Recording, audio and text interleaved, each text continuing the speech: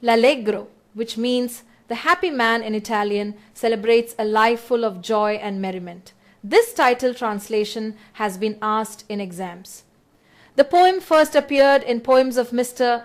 John Milton in 1645 or 1646, and this date of first publication has also been asked in exams. Written in iambic tetrameter couplets, its rhythmic flow mirrors its subject of happiness and delight, and this very metrical form has been asked in exams. The poem offers a vision of rural pleasures, music, laughter, and community, and scholars often connect it to the period just after Milton left Cambridge. In its collection, L'Allegro serves as a balance to Milton's Latin poems, reminding us of how he could shift between classical learning and English pastoral joy. Now contrast that with Il Penseroso, meaning the thinker, which presents a solitary, melancholic figure devoted to study and contemplation. This translation of the title, too, has been asked in exams. Like its companion piece L'Allegro, it was first printed in Milton's Poems of Mr. John Milton in 1645 or 1646, and this fact has been asked in exams. The speaker here invokes divinest melancholy as inspiration, and this invocation has been asked in exams. Instead of embracing vain, deluding joys, the poem turns toward reflection and vision. Melancholy is reimagined as a source of poetic prophecy, and this understanding of melancholy as inspiration has been asked in exams. Let's begin with Milton's masque, Comus, first performed in 1634. This has been asked in exams. It was staged at Ludlow Castle for John Egerton, the Earl of Bridgewater, on Michaelmas night, the 29th of September. The story sets chastity against temptation. The lady, symbolizing private virtue, is trapped by Comus, a sorcerer who represents indulgence. He is described as the son of Bacchus and Circe, linking him to myth. The lady resists his arguments, and with the help of her brothers, the attendant spirit, and the nymph Sabrina, she is freed. Comus was printed anonymously in 1637, later included in Milton's Poems of 1645 and 1673. Interestingly, Thomas Arne adapted it in 1738, and it stayed on London stages for over 70 years. Now, pause here, because Milton's elegy Lycidas, written in 1637, is another exam favorite. It commemorates his Cambridge friend Edward King, who drowned on his way to Ireland. Published in a memorial volume of 1638, the poem follows the pastoral elegy tradition. Milton uses the shepherd Lycidas from Virgil's Eclogues to represent King, and this identification has been asked in exams. The poem blends grief with theology. The speaker asks, "Where were ye, nymphs?" laments his friend's fate, and is reminded by Apollo that true fame lies in heaven. Saint Peter then condemns corrupt clergy before the poem closes with the consoling belief that Lycidas is reborn, ending with the hopeful line, "Tomorrow to fresh woods and pastures new." Let's move to Epitaphium Daemonis, written in 1639. This Latin elegy is Milton's lament for his friend Charles Diodati, and this has been asked in exams. The poem draws deeply on classical models, especially Theocritus, Virgil, and Ovid, as well as later Neo-Latin poets. While it follows the pastoral form, its tone feels more intimate, more Renaissance in style. What's fascinating is that Milton even confides here his plans for a future Arthurian epic, sharing this vision with his departed friend. The poem blends Christian sensibility with classical traditions, a hallmark of Milton's early art.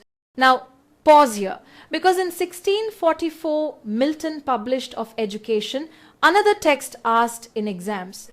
Written as a letter to the Puritan reformer Samuel Hartlib, it sets out Milton's vision for educational reform.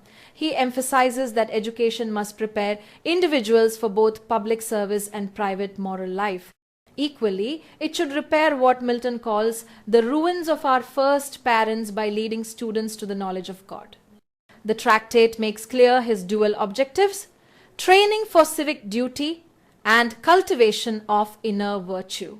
Let's pause on a controversial chapter in Milton's career, his divorce tracts, written between 1643 and 1645. This topic has been asked in exams, so keep it in mind. In these writings, Milton argued for the legitimacy of divorce when a marriage failed because of deep incompatibility, a view far ahead of his time. The main works here are The Doctrine and Discipline of Divorce, Tetrachordon, and Cholesterian, titles that you should note carefully since they are often tested in exams. These arguments shocked his contemporaries. Religious leaders fiercely opposed him, and the backlash was severe. Milton himself later admitted he regretted publishing the tracts in English instead of Latin, since the vernacular made them accessible to a wider, more hostile audience. Yet they remain central to his thought, especially when we turn to Paradise Lost, where questions of marriage, companionship, and temptation echo these earlier debates.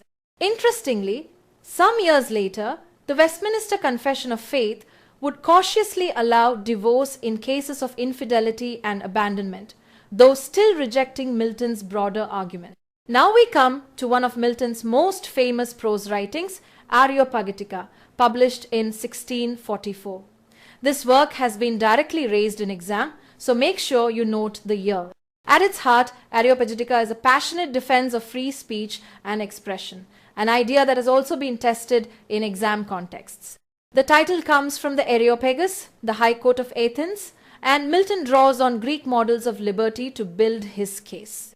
He fiercely opposes the licensing system for books, comparing it to the oppressive control of the papacy. Instead, he insists that the free circulation of ideas is essential for moral growth, a principle that examiners have highlighted before. His argument is simple yet powerful. Truth will ultimately prevail over falsehood. Of course, Milton is not calling for total license.